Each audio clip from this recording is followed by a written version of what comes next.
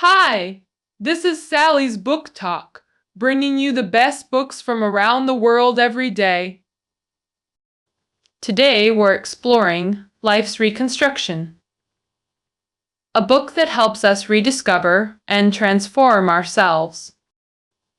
It topped the New York Times bestseller list for 50 consecutive weeks and has sold 35 million copies in 30 languages. The author Louise Hay is a renowned American psychotherapist and pioneer of holistic health. The holistic health concept emphasizes the interconnection between body, mind, and spirit. Many life challenges, from relationship issues to financial problems and physical illnesses, often stem from deep-rooted negative beliefs. True healing requires changing these beliefs. This 160,000-word book contains 16 chapters. I'll explain Louise Hay's Jetchi methods through 3 key questions. First, why should we change? Second, why don't you change? Third, how do we change? Let's start with the first question. Why should we change? Because the author believes all life aspects, health, work, relationships, connect to our inner thoughts. Only by understanding and changing these thoughts can we truly solve our problems. Take procrastination. Many blame external factors. I'm too busy, or that's just how I am, avoiding the real issue. But is laziness really the cause? The author disagrees. Procrastination reflects internal beliefs. We delay tasks, fearing criticism of our work's value. Consider stomach discomfort, often linked to new experiences. When encountering unacceptable new situations, we might literally feel sick. Like early airplane travelers needing sick bags, now rarely used. As we've adapted, people have adapted to the experience of air travel. Similarly, many people lose their appetite when feeling frustrated or wronged during conflicts.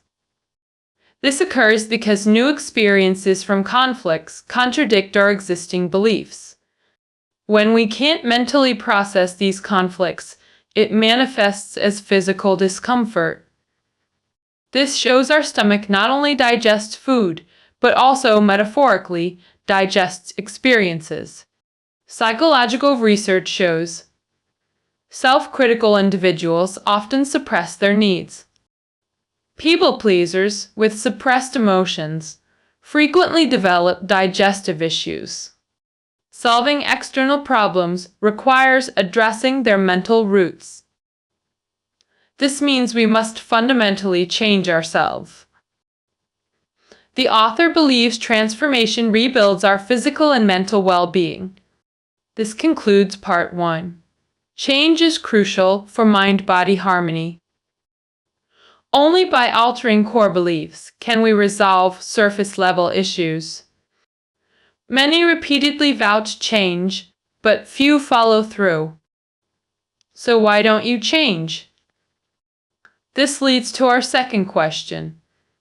Identifying change, resistance factors. Let's examine common resistance patterns. The author suggests deep-seated beliefs unconsciously control us. Unrecognized patterns prevent meaningful change. The book outlines 4 main change obstacles. First obstacle, our subconscious assumptions. We blame external factors to justify maintaining the status quo. We mentally predict negative outcomes before attempting change. If we anticipate failure, why bother trying? The author lists common assumptions people hold, like, our situation is different, they can't help us. Nobody else does this. They won't let me change. I fear criticism. They don't understand. This brings no benefits, typical resistance patterns. These patterns frequently appear in psychological counseling. Clients often prejudge therapy. My case is special. Or, this won't work. Self-fulfilling prophecies. Psychology identifies rationalization, creating socially acceptable excuses to avoid confronting real issues. Like the fable of sour grapes, when goals seem unattainable. This mindset creates illusionary dead ends, paralyzing change efforts. Thus, people rationalize stagnation, making assumptions change barriers. Second obstacle: beliefs formed during upbringing. Beliefs are deeply held views about self, others, and society. These convictions dictate behavior patterns unconsciously. We absorb beliefs from parents, schools, and cultural environment. While positive beliefs foster growth, negative ones become limitations. Psychologists call these restrictive beliefs, like men don't cry, conditioning males to suppress emotions. The book details common restrictive beliefs. That won't work. Good people never get angry. I'm not that type. Women shouldn't act that way. Don't talk to strangers. Only irresponsible people do that. These beliefs create significant resistance to change. If someone believes they can't achieve something, they won't even attempt it. Why does this happen? Psychologist Robert Merton proposed the concept of self-fulfilling prophecies. This means your self-perception ultimately shapes your reality. Your expectations about outcomes can actually influence those outcomes. A classic psychology experiment called the scar study demonstrates this.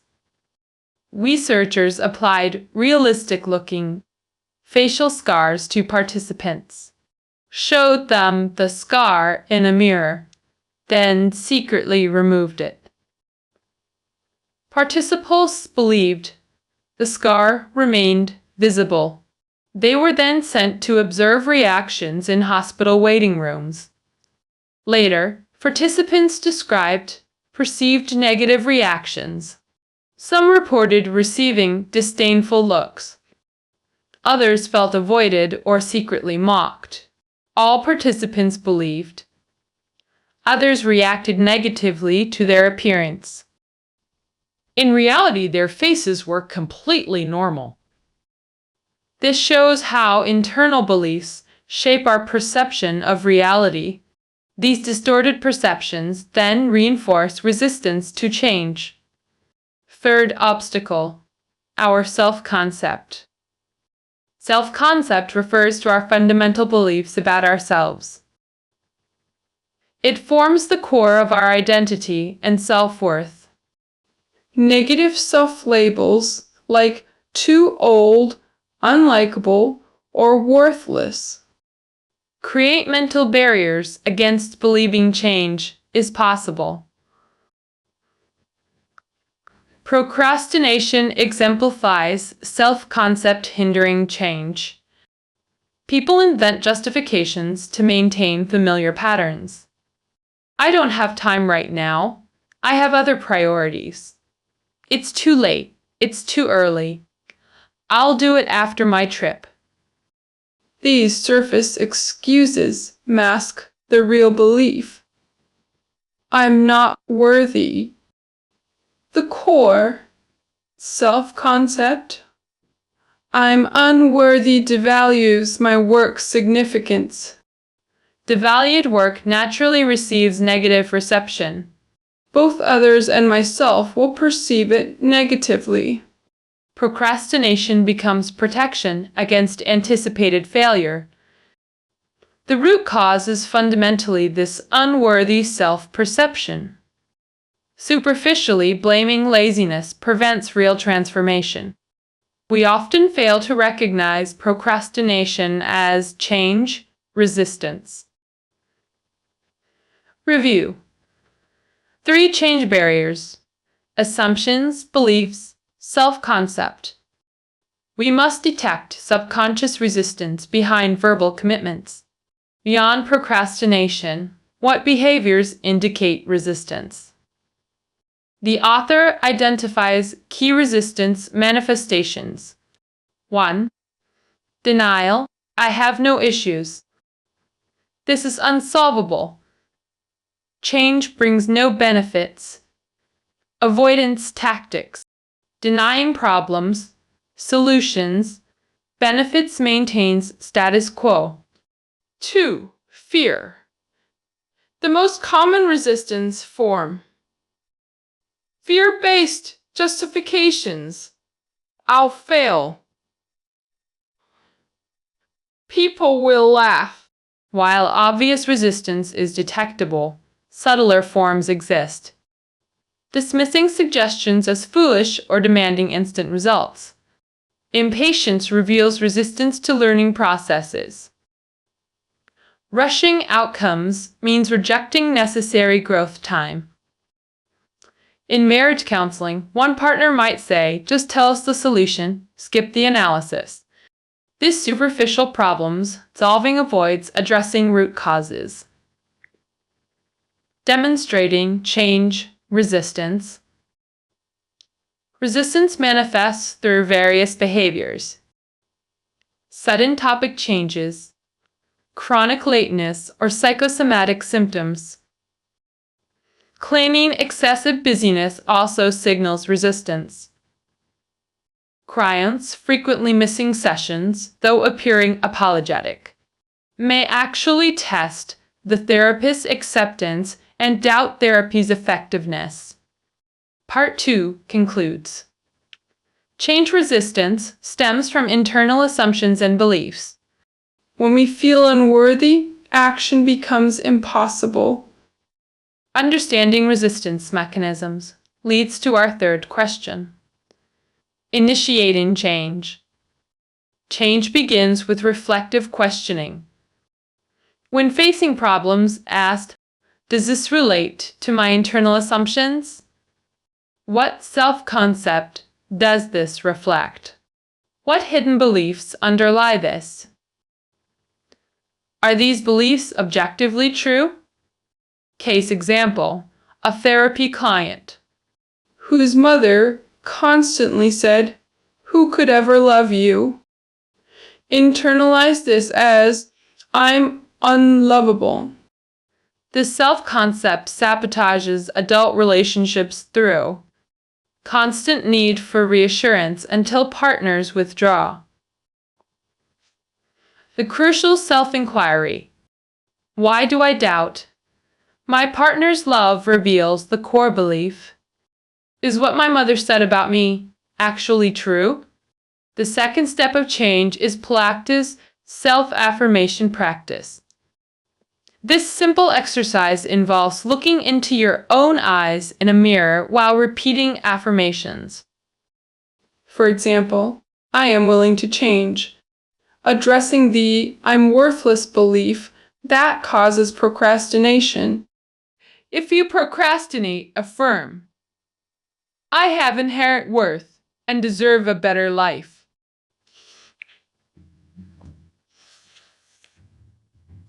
I now permit myself to accept this. Ultimately, we're addressing thought patterns, and thoughts can be changed. Why mirror repetition? Mirrors enhance self-awareness through direct visual feedback. Developmental psychology's classic mirror test measures self-recognition. Researchers mark a child's nose, then observe if they touch their own face or the mirror image. Self-aware individuals recognize their reflection. Adults continue using mirrors for self-evaluation. Mirrors also reflect emotional states through facial expressions. A client reported feeling estranged from their mirror reflection, indicating deep self-rejection and emotional shutdown. Mirror practice reveals hidden resistance patterns.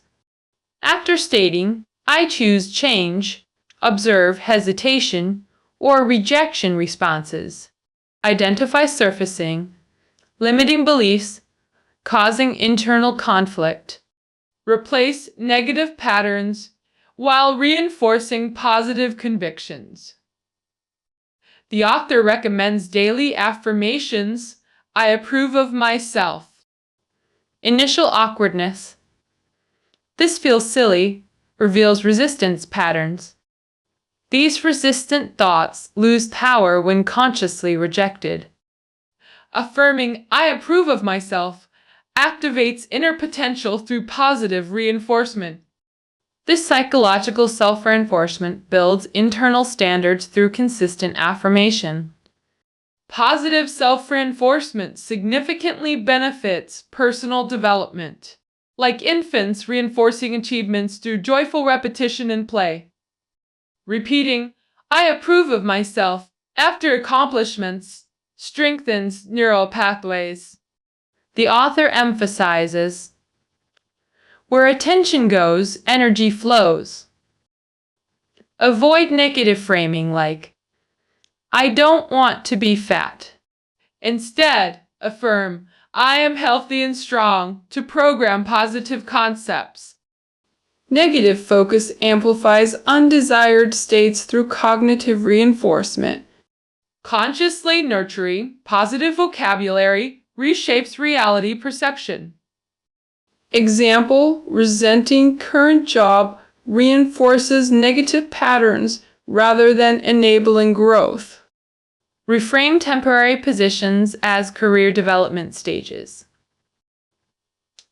Examine how personal mindset might influence workplace dynamics. Affirm, "I work with excellent colleagues and maximize my abilities." Negative wealth perceptions create financial blockages. Body shaming undermines physical health improvement efforts. Step 3. Adopt holistic wellness philosophy.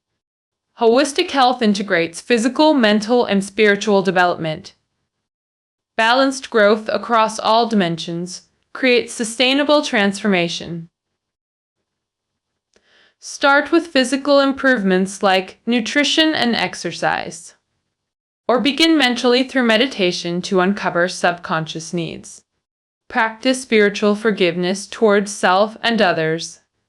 For holistic healing, the book details mind-body connections, explaining how thoughts manifest physically.